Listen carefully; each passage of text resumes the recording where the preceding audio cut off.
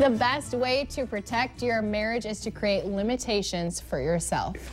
Counselor Heather Beer with Valley Christian Counseling Center is here. She's going to talk about, wait to hear this, 10 rules for avoiding intimacy. Yes, whatever you do, do not have any intimacy in your life. Good morning. Great to have you here.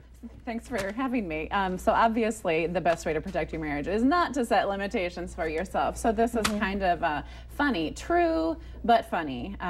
So what I think about intimacy, like that's the best part of life. Knowing and being known by someone, that's like the good stuff, you know, best friend, spouse, that type of thing. And it's also terrifying.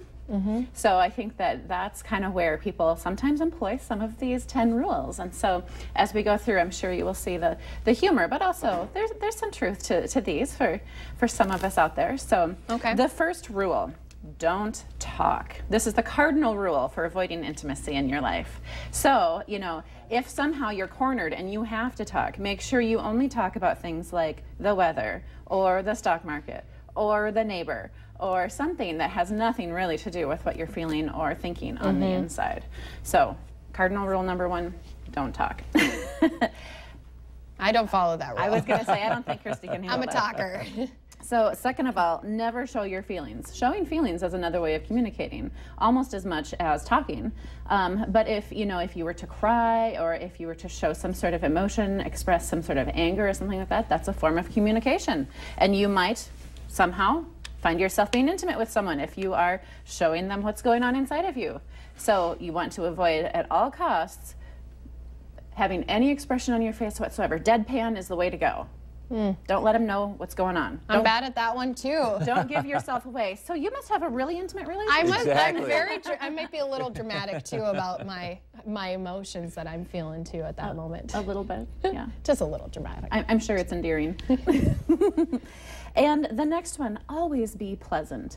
At best, have a smile on your face, especially if you are upset about something. You don't ever want to, give any hints that there might be something going on underneath the surface, because then you'd have to talk about it. And then you might have to make some sort of compromise or figure out how to deal with what this upsetting thing is that's going on. So always be pleasant and kind and smile and be happy as much as possible, even if it's fake. Fake it till you make it. That's right. Passive aggressive. Passive aggressive. Oh, isn't that the truth? It's like, oh, I love you. Oh, I don't like you at all. Yeah. Behind your back. Yeah. So I think that's kind of the definition of Minnesota nice, or whatever that phrase is.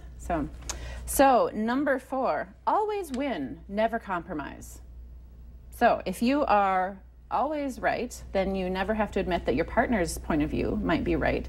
Therefore, you would never have to work anything out by sharing what you feel inside and figuring out like how to deal with conflict, which of course is an intimacy creator, dealing with conflict, if you do it well. Yeah. Yeah. And rule 5? Rule 5, always keep busy. So here's the thing, our culture values hard work, right? So if you're busy at work or school or whatever the thing is, your partner might feel like, wow, they're a really hard worker.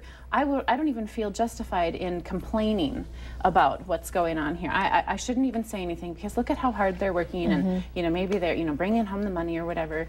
And so the other bonus about this is that it really shows your partner that they're not the most important person out there. That work comes first. That's the most important thing. Probably a good intimacy killer. Yeah. Probably. Well, we've made it through 5. I know we have 5 more to go through, and we'll be talking about those right after this.